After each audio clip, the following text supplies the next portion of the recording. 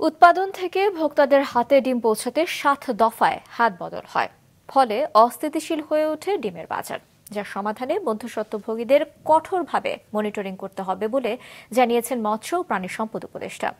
সকালে রাজধানীতে বিশ্ব ডিম দিবসের আলোচনায় এসব কথা উঠে আসে। ডিম প্রাণীজ আমিষের সহজ উৎস। গবেষকদের মতে গরুর মাংস থেকে প্রোটিন পেতে হলে প্রতি 25 গ্রামের জন্য ব্যয় করতে হয় 100 টাকা। ইলিশ মাছের ক্ষেত্রে তা 220 থেকে 250 টাকা, আর দুধের ক্ষেত্রে 70 টাকা।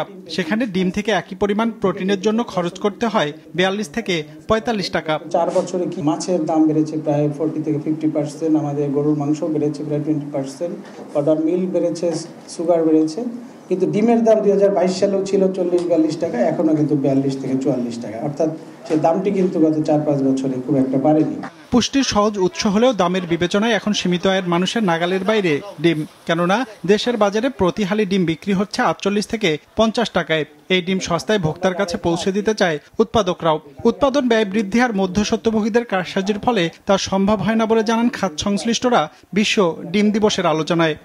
যারা কারণ বাজার ডিম জমায় রাখে বা 2 টাকা 2.5 টাকা ডিম বাড়ায় ফেলে, তাদেরকে না ধরে বা তাদেরকে ধরানো ইম্পর্টেন্ট না, সিস্টেম ডেভেলপমেন্ট করা। আমি বলবো তাদেরকে ধরে কোনো লাভ নাই। আজকে একজনকে ধরবো, কালকে আরেকজন করবে। সিস্টেমটা ডেভেলপ করতে হবে। আমরা যদি সিস্টেমটা ডেভেলপ করতে পারি, ভোক্তাকে অ্যাটলিস্ট 1 থেকে 1.5 টাকা ডিমের দাম কম দিতে পারবো।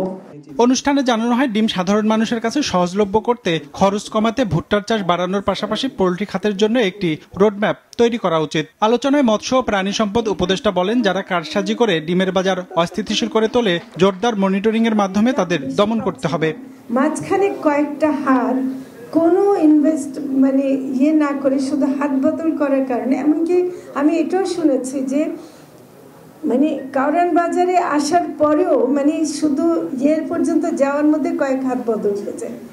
এই যে জায়গাগুলো, এইগুলোকে অবশ্যই কঠোর হাতে দমন করতে হবে। গেল 1 দশকে দেশে ডিমের উৎপাদন দ্বিগুণেরও বেশি বাড়লেও চীন, জাপান ও ভারতের তুলনায় পিছিয়ে রয়েছে বাংলাদেশ। বাণিজ্য মন্ত্রণালয়, ভোক্তা অধিকার। রঞ্জিবুল মিজান, মাছরাঙ্গা সংবাদ, ঢাকা।